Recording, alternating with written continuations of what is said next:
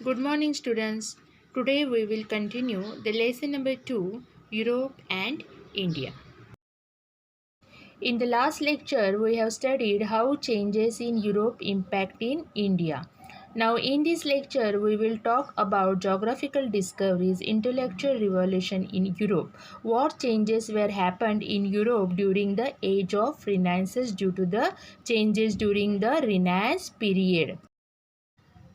In 1453 AD, the Ottoman Turk conquered Constantinople. Constantinople means Istanbul. अभी हम देखते हैं कि इस्तांबुल कहाँ है और उसका क्या इम्पोर्टेंस है। और ये ओटोमन टर्क मतलब आज का जो टर्की कंट्री है, उन लोगों ने वहाँ कॉन्स्टेंटिनोपल जो सिटी है, जो आज कॉन्स्टेंटिनोपल नाम नहीं है, now the name of the city is Istanbul. Istanbul को कैप्चर करने के बाद वर्ल्ड के हिस्ट्री में बड़ा चेंज आया और नए नए रूट्स लोग डिस्कवर करने लगे। टर्की कंट्री ने इस्तांबुल कैप्चर किया और जो सी का रास्ता था वो बंद कर दिया, तो लोगों ने नया रास्ता ढूंढना चालू कर दिया। तो नया रास्ता ढूंढने के लिए जो बड़े बड़े सेलर्स होते थे, जैसे वास्को द गामा, कोलंबस, ऐसे लोगों को गवर्नमेंट का सपोर्ट था। किंग उनको पैसा देता था और वो नए नए रूट्स ढूंढते थे। उनको पता था कि इंडिया, चाइना, ये जो एशियन कंट्रीज़ है, यहाँ बहुत सारा वेल्थ है, स्पाइसेस है और क्लोथ, फूड ग्रेन्स है, तो ये लोग यहाँ ट्रेड करते थे पहले। लेकिन ये रास्ता बंद होने से क्या हुआ कि यहाँ पे डायरेक्टली जो आते थे वो बंद हो गया, तो इन लोगों ने नया रूट ढूंढना चालू कर दिया। पहले टेक्नोलॉजी इतना एडवांस नहीं था, तो उनको पता नहीं था कि इंडिया का एग्जैक्ट लोकेशन क्या है।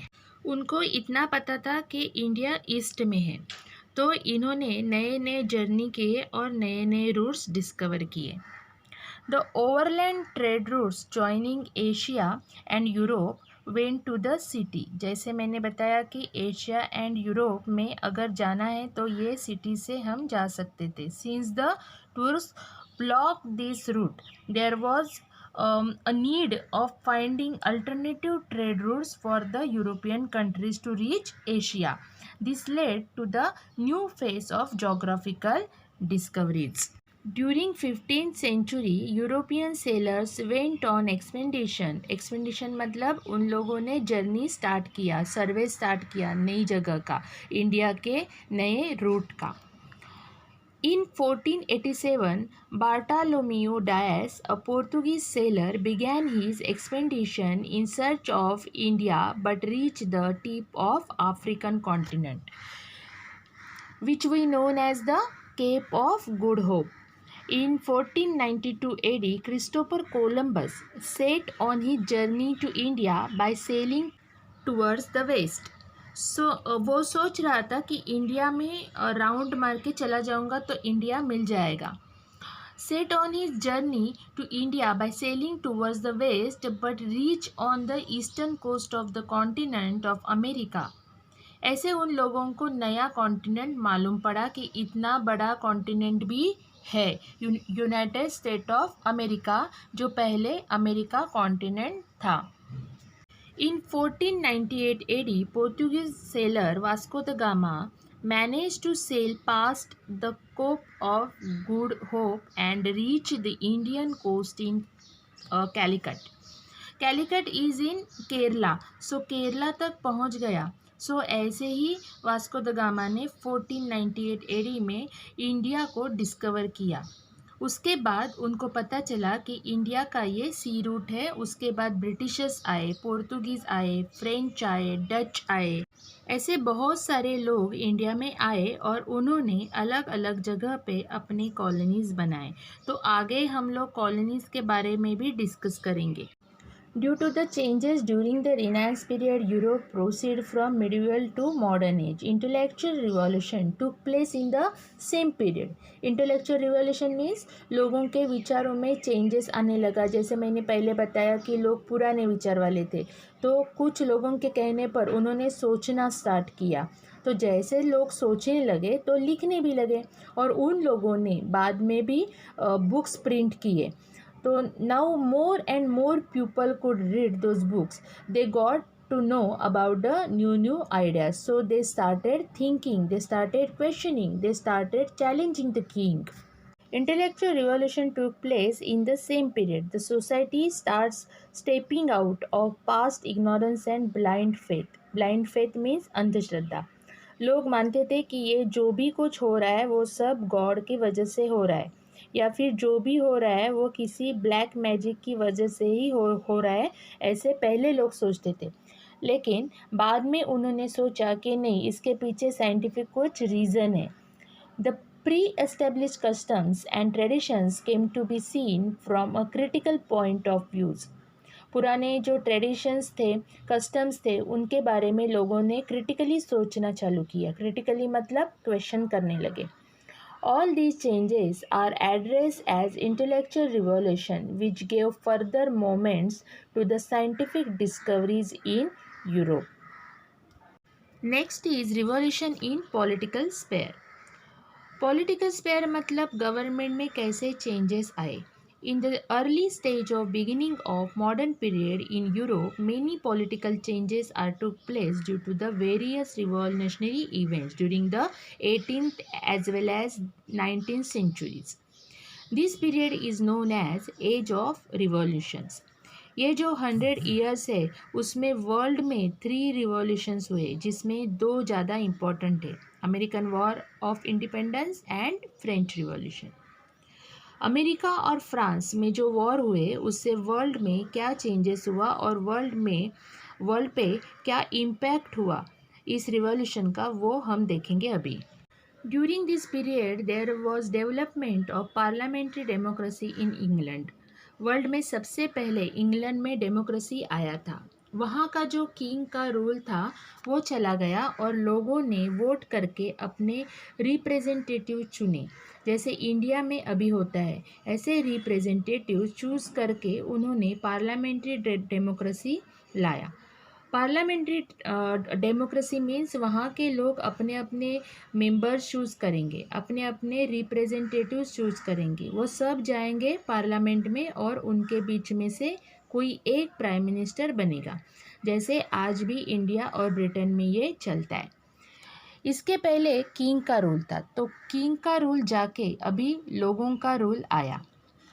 There was a change in the form of cabinet system. Cabinet means group of ministers. The Bill of Right. Right मतलब क्या, लोगों को राइट्स मिले। पहले लोगों को इक्वल ट्रीटमेंट नहीं था, तो अभी जो लॉ बना इन 1689 में, that led the limitations of the power of king. King को पहले अनलिमिटेड पावर था, जो करना है वो कर सकता था, लेकिन बाद में एक लॉ बना कि लोगों को भी कुछ राइट्स मिले। जैसे आज इंडिया में आप किसी को भी अरेस्ट नहीं कर सकते हो, अरेस्ट करोगे तो भी 24 आवर्स में उसे कोर्ट लेके जाना पड़ता है। ये सब क्यों हुआ? क्योंकि हम सिटीजन्स को प्रोटेक्ट कर रहे हैं, नहीं तो क्या होगा, कोई भी किसी को भी अरेस्ट करके चला जाएगा। ये सब राइट्स मिलने लगे लोगों को।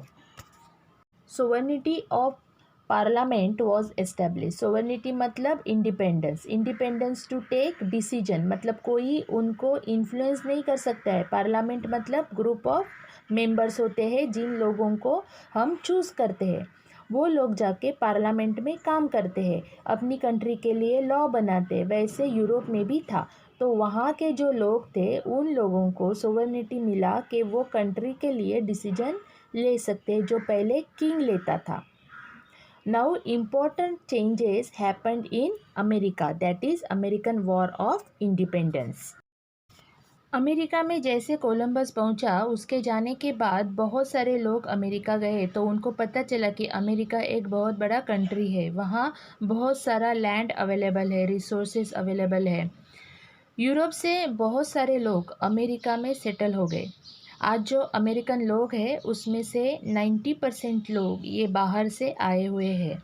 अमेरिका के ओरिजिनल लोग बहुत कम हैं। वहाँ पे जो यूरोपियन लोग गए थे उन्होंने उनको मार दिया, जिनको रेड इंडियंस बोलते थे। तो बाहर की अलग अलग कंट्री से अमेरिका में लोग सेटल हुए। इसमें ब्रिटेन और फ्रांस का बहुत बड़ा डोमिनेंस था। तो ब्रिटेन क्या करता था, जैसे इंडिया में ब्रिटेन रूल करता था, तब कंट्री तो है यूरोप में लेकिन रूल इंडिया में कर रहे, वैसे ही वो अमेरिका में रूल करते थे। वैसे ही फ्रांस के जो लोग थे वो फ्रांस में बैठ के अमेरिका के कुछ हिस्सों पे रूल करते थे। तो अमेरिकन लोगों ने सोचा कि हम यहाँ रहते हैं लेकिन हमारी जो कंट्री है जहाँ से वो आए थे, जैसे ब्रिटेन, फ्रांस, स्पेन, इनको हम क्यों टैक्स पे कर रहे हैं, क्योंकि हम अब अलग कंट्री में आ गए, हम अलग कंट्री बनाना चाहते हैं अपना। ऐसे उन लोगों ने सोचा। So it is equally important to think about the American War of Independence. With the discovery of America, the European countries turned their attention towards this continent. The imperialist European countries took control of different regions of America and established their colonies. England established 13 colonies on the east coast of America. जो eastern side है America का, वो England ने 13 colonies वहाँ पे बनाई। Colony मतलब England ने रूल किए हुए reasons. Initially England had nominal domination over this countries, this colonies. Initially England के पास बहुत कम पावर थे, लेकिन इंग्लैंड ने सोचा अगर हमारे पास पूरा पावर अगर आ गया तो हम जितना चाहेंगे उतना रॉ मटेरियल वहाँ से ले सकते हैं, लोगों के ऊपर कंट्रोल कर सकते हैं। So they started establishing complete dominant, but later English parliament laid oppressive restrictions and taxes on the American colonies. वहाँ के लोगों के ऊपर टैक्सेस बढ़ाए, रेस्ट्रिक्शंस बढ़ाए। The people in America revolted against it. England declare war to suppress these colonies. वहाँ के जो लोग थे वो आए थे ब्रिटेन से ही, पर वहाँ की गवर्नमेंट से वो खुश नहीं थे, तो उन्होंने अपना आर्मी बनाया और उन लोगों ने खुद अपने मदर कंट्री के साथ ही वॉर किया। तो उसमें 2 कंट्रीज़ भी इन्वॉल्व हो गए, फ्रांस और Britain.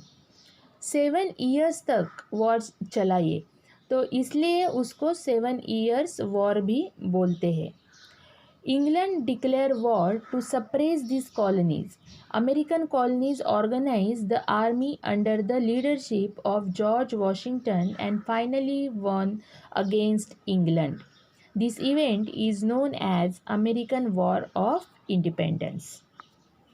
A new nation known as the United States of America with federal government. United state of America में पहले 13 कॉलोनीज़ थी, वो 13 स्टेट बन गए जिनको इंडिपेंडेंट राइट्स भी थे अलग अलग स्टेट्स को। ऐसे जब भी होता है, जब भी एक कंट्री में बहुत सारे स्टेट्स होते हैं और उन स्टेट्स को कुछ राइट्स भी होते हैं, जैसे इंडिया में भी है अलग अलग स्टेट गवर्नमेंट है, सेंट्रल गवर्नमेंट है, ऐसा जो सिस्टम होता है उसे फेडरल गवर्नमेंट बोलते हैं, जिसमें एक बड़ा कंट्री होता है और उसमें स्टेट्स भी होते हैं और उनको कुछ राइट्स भी होते हैं। That kind of government called as federal government. America ऐसा पहला कंट्री है जिसका फुल्ली रिटन कॉन्स्टिट्यूशन था and based on principles of the democracy was born. तो ऐसा वर्ल्ड में एक एग्जाम्पल बन गया कि वहाँ के लोगों ने एक बड़े कंट्री को, जैसे इंग्लैंड बहुत पावरफुल कंट्री था, उसे हरा दिया। कुछ लोग इससे इंस्पायर हुए, तो उन लोगों ने सोचा जैसे अमेरिका में किया वैसे हम भी अपनी कंट्री में रिवॉल्यूशन करेंगे और हम भी जो फॉरेन कंट्रीज़ है, जैसे इंडिया में ब्रिटिश थे, पोर्तुगीज़ थे, फ्रेंच थे, उनको हराएंगे और हमारा जो कंट्री है उसे फ्री करेंगे। So this American war of independence has had great impact on world history.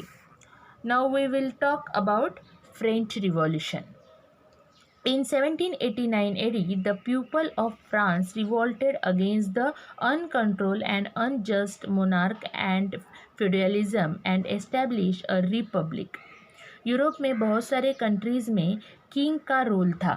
वैसे ही फ्रांस में भी किंग का रोल था और वहाँ पे जो चर्च है, बड़े बड़े लैंडलॉर्ड्स है, वो ज़्यादा पावरफुल थे और किंग को इन बड़े बड़े ज़मींदार को टैक्स पे करना नहीं था। तो जो गरीब लोग हैं उनको ही टैक्स पे करना पड़ता था। जो रीच है वो टैक्स नहीं पे करते थे। जो गरीब है, जिनको इक्वल राइट्स नहीं है, ऐसे लोग टैक्स पे करेंगे। ये सिस्टम था फ्रांस में। तो फ्रांस के जो लोग थे वो बहुत गुस्सा थे। तो वो एक साथ हुए और वहाँ के जो बड़े बड़े लैंडलॉर्ड्स थे उनके अगेंस्ट फाइट किया, उनके अगेंस्ट रिवॉल्यूशन किया और वहाँ पीपल्स गवर्नमेंट बनाया। कुछ साल तक वो गवर्नमेंट चला और फ्रांस को वो लोगों ने रिपब्लिक बनाया। रिपब्लिक मतलब कंट्री का जो हेड होता है वो इलेक्टेड पर्सन होता है। मतलब सपोज़ फ्रांस का जो किंग है, उसके मरने के बाद उसका बेटा किंग नहीं बनेगा, कोई और बन सकता है। ऐसे गवर्नमेंट को रिपब्लिक गवर्नमेंट बोलते हैं। इंडिया में भी ऐसा ही है। फ्रांस में पहले मोनार्की था। मोनार्की मतलब किंग का रूल होता है। तो उसे हटा के लोगों ने रिवॉल्यूशन किया और उसके बाद फ्रांस बन गया republic. This event is known as French revolution. ये 1789 में हुआ था। The French revolution gave to the world the three values of liberty, equality and fraternity.